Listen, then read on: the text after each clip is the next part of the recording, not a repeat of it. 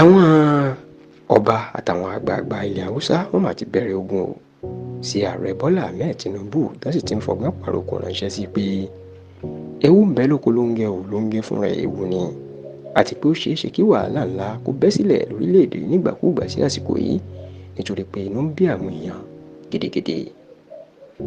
Ní àná òde òní tí í ṣe ọjọ́ 14 oṣù kejì ọdún tá a wà yìí, ìní àwọn ọba ńláńlá ilẹ̀ Haúsá náà mà ṣèpàdé ní ilé tí gbogbo Haúsá gbà ní ilé wọn yan Wahala House tó wà ní ìlú Kaduna. Níbẹ̀ mà ní gbogbo àwọn ọba ńláńlá àti àwọn àgbààgbà ilẹ̀ Haúsá náà mà ti pàdé. Kódà àwọn gómìnà tí ò lè wá ilẹ̀ Haúsá àwọn náà máa ran aṣojú wọn o. Olórí gbogbo mùsùlùmí lórílẹ̀‐èdè yìí tó tún jẹ́ olórí gbogbo ọba ilẹ̀ Haúsá ìyẹn Sultan Sokoto Alhaji Saad Abubakar, òun ló mà ṣíwájú ìpàdé yìí. Nínú ìpàdé náà iná ti jẹ́ kó di mímọ̀ o wípé pẹ̀lú ìjọba tí Tinubu ń ṣe yìí, ìnira ti gba ojú gbogbo ìlú o. Bẹ́ẹ̀ nínú ń bí àwọn èèyàn tí inú wọn kò dùn, tí ara ń ni wọ́n, tó sì dàbí pé sùúrù wọn ti fẹ́ tán.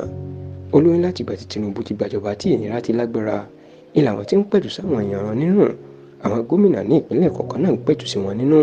Àwọn olórí ẹ̀sìn náà yọ àwọn náà sílẹ̀, àwọn náà ń kó àsù sùúrù fún wọn.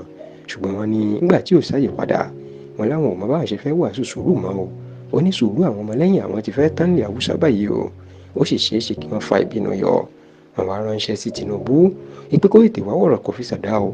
Wọ́n láwọn ti ṣe nǹkan táwọn lè ṣe láti pẹ̀tù sí àwọn èèyàn wọn nínú pé kán ní sùúrù. Ṣùgbọ́n wọ́n lẹ́ni ibi ń pa ọ̀gbọ́ wàásù o. Wọ́n níbi tí ọ̀rọ̀ dé báyìí wọn kò gbọ́ ìwàásù sùúrù táwọn ń sọ mọ́ o. Wọ́n ń béèrè pé ìgbà wo ni káwọn ní sùúrù dà, tó sì ti fẹ́ yà sí ìta láti bẹ̀rẹ̀ wàhálà tó lè da orílẹ̀-èdè dúró. Èèyàn pé tí kò bá tètè ṣe àtúnṣe tí Tinubu tètè gbé ìgbésẹ̀, ewu ń bẹ lóko lóńgẹ́ o. Látìgbà tí Sultan Sokoto àti gbogbo ọba ilẹ̀ Haúsá tó mà ti ṣèpàdé tó ti sọ̀rọ̀ síta, ìní àwọn ọmọ Yorùbá mà ti ń gba Tinubu nímọ̀ràn pé pánsá ò fura pánsá já o, àjà òjìra àjà òfura àjájẹ ìbò ní òfura olè ní òkò. Wọ́n ní àròkò tí Sultan àti gbogbo àwọn ọba ilẹ̀ Haúsá pa yìí, wọ́n láròkò ńlá tó léwu gidigidi ni o.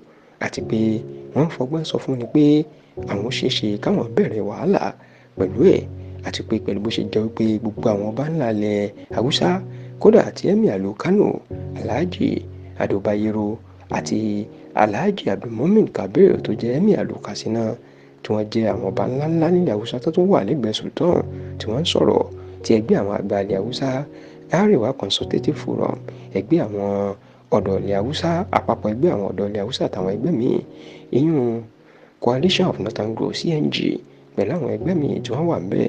Wọ́n ní ó túmọ̀ sí pé àwọn Haúsá ń bà nǹkan kan bọ̀ o, àti pé kí Tinubu wẹ̀yìn ẹ̀ wò kó sì ṣe ọ̀rọ̀ rẹ̀ ní ojú làlákàn fi ń ṣọ́ orí.